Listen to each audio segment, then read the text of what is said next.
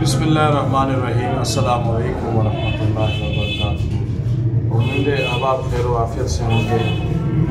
जैसा कि हमारे पास ये साथी आए हैं, ये मजदूर दिहाड़ीदार हैं। डॉक्टर इनकी आँखों में, ये दोनों आँखों में मसला है। डॉक्टर साहब को दिखाया है, वो कह रहे हैं ऑपरेशन होंगे और दोनों आँखों के ऑपरेशन होंगे तभी जाकर ये देखने के लायक बन सकते हैं, लेंस चेंज होंगे इसके।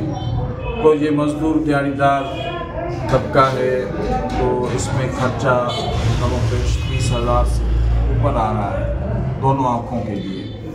अगर आप एक आँख करवा दें तो इसका आँखों का नूर बहाल हो सकता है। अभी भी ये देख सकता है लेकिन थोड़ा बहुत धुंधला देख सकता है, क्योंकि लेंस ख़राब हो गए हैं। अभी लेंस चेंज करवाने हैं। तो आपसे दुआओं की दरख्वास्त भी करते हैं और ताउन की दरख्वास्त भी करते हैं, फिर ताउन की दरख्वास्त कि इनकी आँखों को बचाया जा सकता है। ऐसा ना हो कि बेचारा गरीब अपनी औलाद को एक पालने वाला है और उसकी आँखों का मसला बना हुआ है।